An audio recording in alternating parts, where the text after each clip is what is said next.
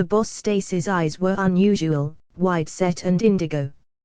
Her dark hair was shoulder-length, and shone with vitality, as if she had walked straight out of some shampoo ad. Today, she wore a red t-shirt, along with her navy blue, fitted trouser suit. She was tall and slim, without being too slim, had curves in all the right places, as they used to say.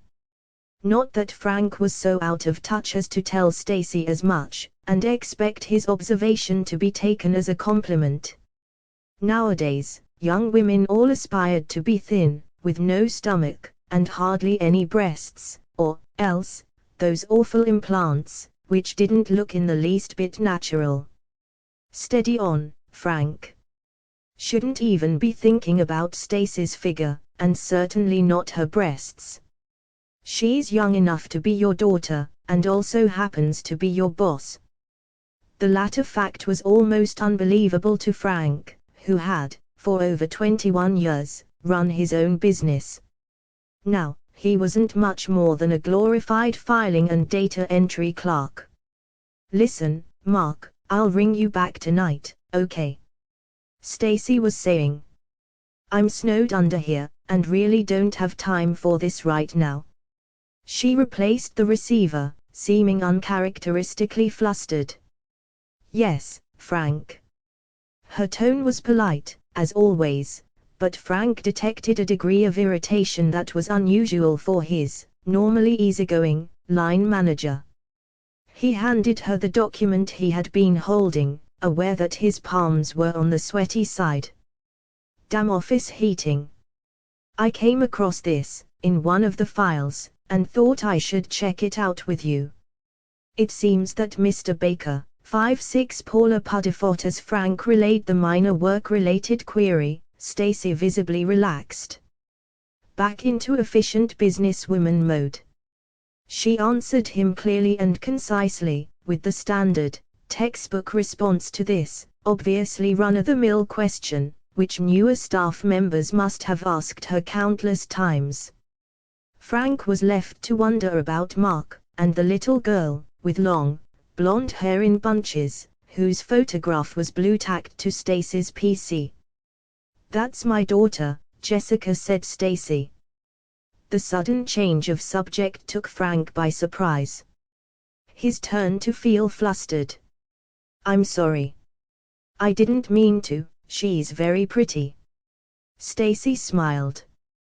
I won't tell her you said so. She's vain enough, as it is. Jess is pretty, though. Doesn't look a bit like me, does she? The spit of her dad. Frank didn't want to think about Jessica's dad. You don't look old enough to have a daughter of, she must be at least 8 or 9, mustn't she?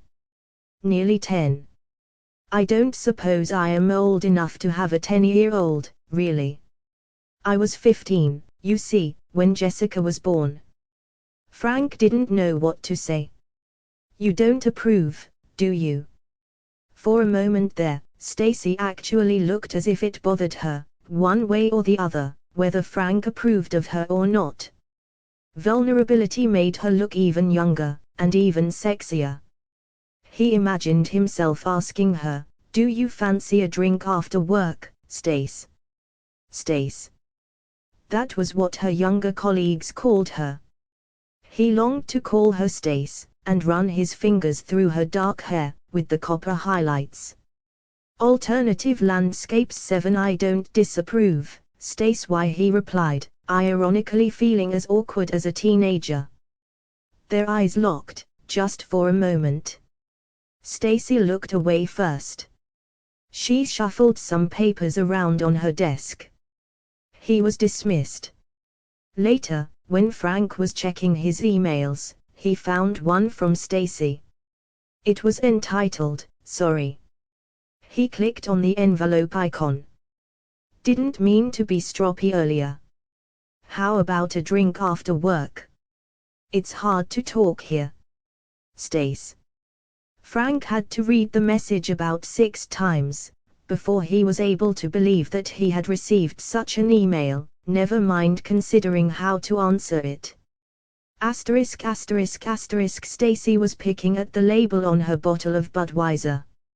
It still surprised Frank that the younger generation preferred to drink straight from bottles and cans, invariably declining a glass when offered, as Stacy had just done. Frank wished that the background music could either be turned off or, failing that, up. At this level, all he could distinguish was that relentless bass line, characteristic of almost all pop music, recorded since the 1980s. "I can only be half an hour," tops, said Stacy. "I need to get back for Jessica." "Of course, no problem, love." The love echoed in his brain, and he wished he could snatch the word back. Did it sound like a love he would have used for a wife? Or a daughter, perhaps? Either way, it was wrong, inappropriate. 8 Paula Puddifoot. Do you have children, Frank? No, he hesitated. Janice never wanted them, he added, almost apologetically. Janice. Is she your wife? Frank was taken aback. Stacy seemed unsure as to whether or not he was currently married. In which case, why was she? Why was she what? Flirting with him. Ex-wife, said Frank, forcing himself to look Stacy in the eye, as he spoke. In the dim light of the quiet pub, she looked even more beautiful than she did at work. How about you, Stacy? Who's Mark? Is he Jessica's dad? Sounded awful, that as though Frank believed that she was, in some way, answerable to him. You don't have to answer that, he added, hastily. No, it's fine. Mark, who I sometimes talk to on the phone, you mean? This with a faint, half smile. Yes. He's my brother. Always in some sort of trouble, is our Mark. Jessica's dad is called Peter. I haven't seen or spoken to him for the past 4 years. He's entitled to access to Jessica, but no longer chooses to exercise the right.